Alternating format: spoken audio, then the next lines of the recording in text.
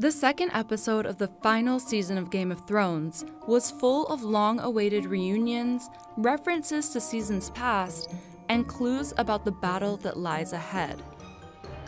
Here are 14 details you might have missed. And of course, warning. Spoilers are coming. The North is in full battle preparation mode, and the slight changes in the opening credits reflect that, showing new trenches lining the borders of Winterfell. The episode opens on Jaime, who's found himself on trial by Daenerys and the Starks. He must answer for the murder of Dany's father, King Aerys II, as well as for his role in Ned Stark's untimely death. When Daenerys demands that Jaime explain why he deserted Cersei, he responds, "Because this goes beyond loyalty. This is about survival." His words echo Brienne's in the Season 7 finale. Oh, loyalty. Loyalty. This goes beyond houses and honor and oaths. When Tyrion throws his weight behind Jaime, Daenerys does not react kindly, saying perhaps Jaime trusts his little brother to defend him, right up until the moment he slits my throat. Her wording beckons back to the prophecy the Woods Witch told young Cersei in the books. The Valonqar shall wrap his hands about your pale white throat and choke the life from you. Valonqar means little brother in Valyrian, which is why Cersei always believed Tyrion would be the one to kill her. The show left out this part of the prophecy, so we can't be sure Tyrion will play any significant role in Cersei's death. When it's decided that Jaime can join their ranks, Grey Worm begrudgingly returns his sword, known as Widow's Wail. What did he call it? Widow's Wail. It's one of the two blades that the Lannisters forged after melting down ice, the ancestral sword of House Stark. Its sister sword is Oathkeeper, which Jaime bestowed upon Brienne. Now, with Jaime serving under Brienne's command, the two blades of ice have been reunited for the first time since Ned left Winterfell in Season 1. At the exact moment that Jaime is rearmed, we hear a familiar musical cue. The song is Jaime's theme, first played when he recounts to Brienne the real reason he killed Aerys Targaryen. But you've kept your oath then? And again when he was headed to Riverrun to break the Blackfish's siege. There are new as well as old weapons, as Arya checks in with Gendry about the new spear she asked him to make.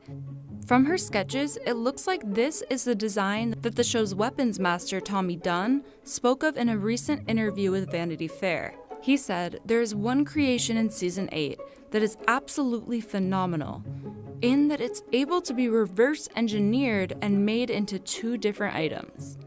If that's true, this double-ended tool will prove handy when it's time for Arya to face down White Walkers, or cross a few more people off her kill list. The flirtation scene between Arya and Gendry visually mirrors one of their past interactions in Season 2.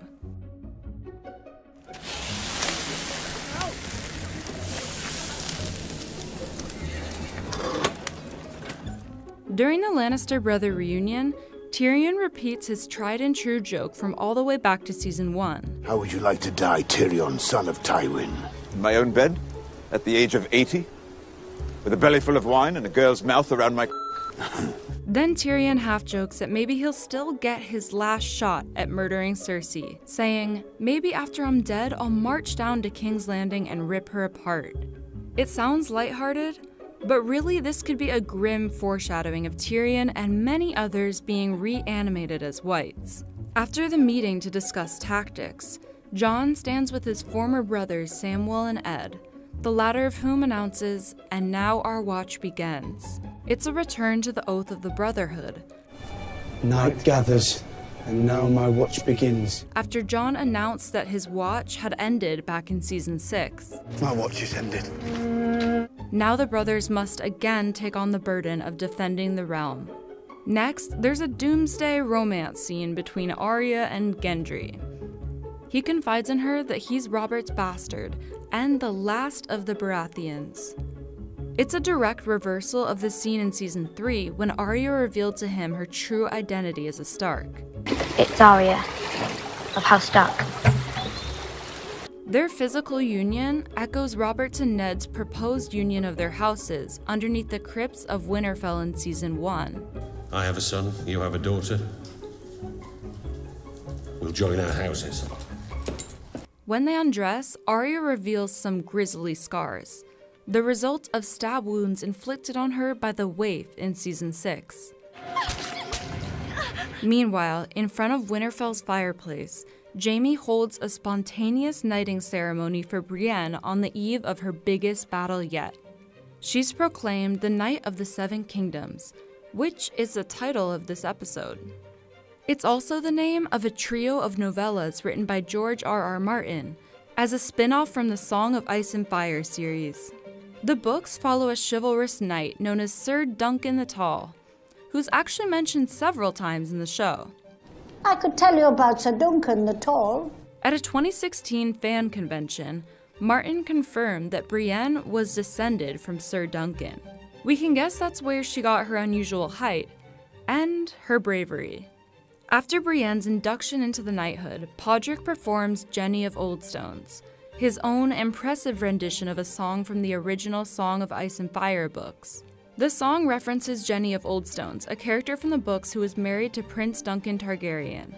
Jenny would dance with her ghost.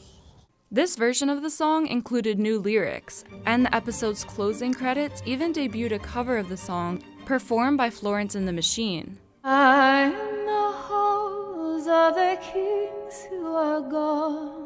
Podrick's singing is paired with the montage showing the people of Winterfell making their final preparations. The music and visuals evoke this scene from Return of the King, set to the sad tune of Pippin's song, The Edge of Night. To the edge of night. The similar mood makes sense, especially given that the director of the impending battle scene cited Lord of the Rings as an inspiration. One thing is for sure, the episode ends on a decidedly ominous note. So there you have it. Did we miss anything? Let us know in the comments.